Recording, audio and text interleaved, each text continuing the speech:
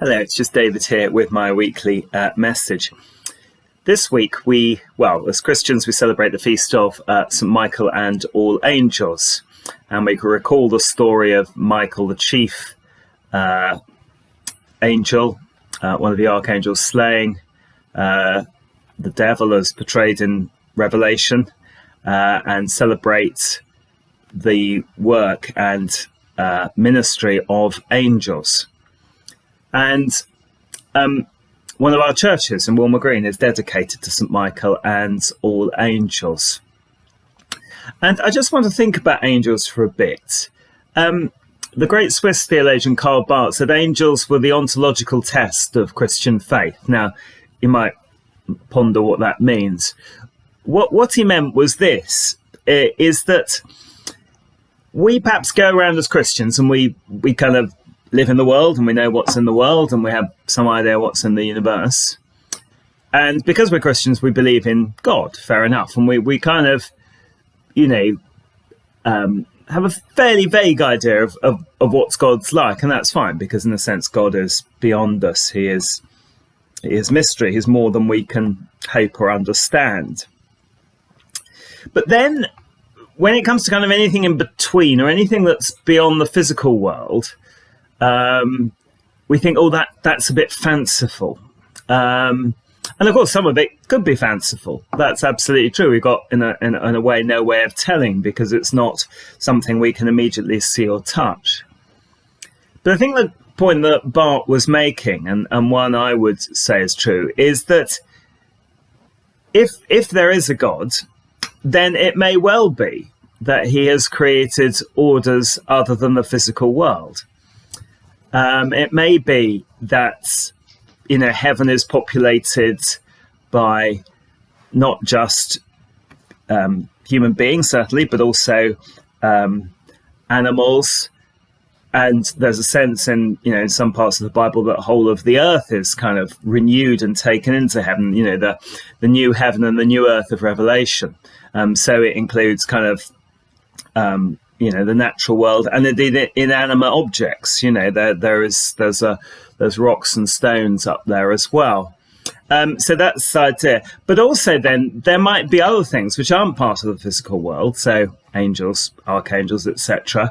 And sometimes Christians got a bit carried away in the different orders of seraphs and cherubs and all the rest of it.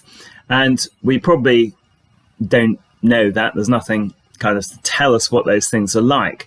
But this idea that there's sort of all these different orders of being, which aren't part of the physical world, but are part nonetheless of God's creation, is entirely possible. In fact, it's to be expected. And I think that's the point that Karl Barth was making. Now, of course, in the Bible, we sometimes hear about angels interacting with us here on earth. And of course, that's entirely possible. There's no reason why God, having created these orders, shouldn't allow them at some points to mingle. Now, even the gospel writers seem to sort of struggle to sort of understand when this is. I mean, when you look at the sort of the empty tomb, I mean, the first gospel writer seems to say, well, it was two young men sitting there. And then the later ones say, well, actually, they were angels. So even they seem to sort of struggle to identify when it's a human being and when it's an angel who is in the form of a human being, perhaps. But angels do appear in the Bible, and I'm a great believer in them. I think it's interesting to note, isn't it, that if you look at sometimes what people did was sort of try and draw this. So you draw sort of the earth, and then you draw, the heavens with various sort of ranks of angels and cherubs and seraphs and I say all the rest of it. And we look at these sort of medieval drawings and we think, well, they're really fanciful, because we don't, that seems to have sort of somehow come out of their collective imagination. But the thing that struck me looking at them, that even the most complex sort of medieval drawings of these sort of different sort of heavens, different orders of heaven with different orders of angels, etc. in it, are nowhere as near as complicated as the universe is. I mean, obviously they had some knowledge of the universe, perhaps more than we might have thought. But we now have this extraordinary knowledge of the universe. I mean, we're talking billions of stars and billions of galaxies. It's just extraordinary. It's mind-blowing. I mean, you can give the statistics there, but they're meaningless, because how do you tell the difference between a million stars and a billion stars? And, the Milky Way, when you look at that wonderful belt of stars of the Milky Way, we see these sort of extraordinary sort of space pictures come in. We realize that's just one galaxy, as I say, within, maybe a million other galaxies or whatever that comprise the universe. So it's just more wonderful. You could never draw that on a piece of paper. And, there's even a theory that there are multiverses, that, this may be one universe, maybe there are others. For technical physical reasons, I'm not convinced by those arguments, but it's a possibility. This is the universe. There may be others that God has created. And so I think if we're serious about, God's extraordinary creative power, as I say, if you look back even 100, 200 years, we see, what we've learned about actually the vastness and the extraordinariness of this universe has in the last 200 years. Just, you wouldn't believe, in 1800 what we now know, and what people knew in 1800 people wouldn't have believed in 1600. And you can go back. It's just mind-blowing at every stage what the universe is, what God has created.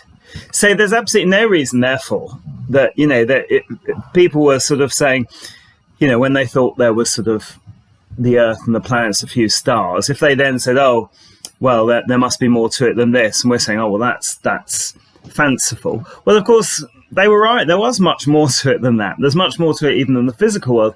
So, goodness knows what God has created outside of the physical universe. It's just extraordinary.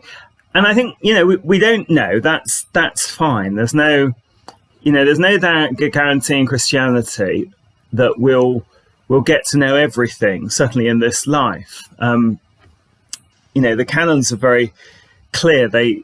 What is revealed is what is necessary for salvation.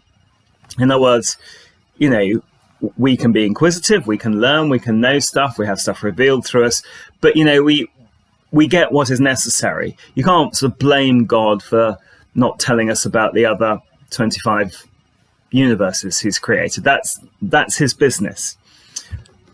I think we just have to have a sense of wonder, and therefore, I'm not at all surprised that there are these orders of angels.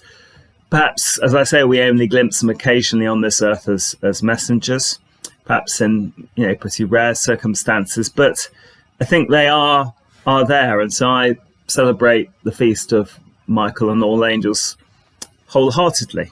I believe it's true, and that's what Karl Barth is saying. It's not just an explanation or a fairy tale or a nice bit of sort of overactive imaginations. I think, if we're serious about God and his enormous creative power, then let's be serious about angels as well. Thank you.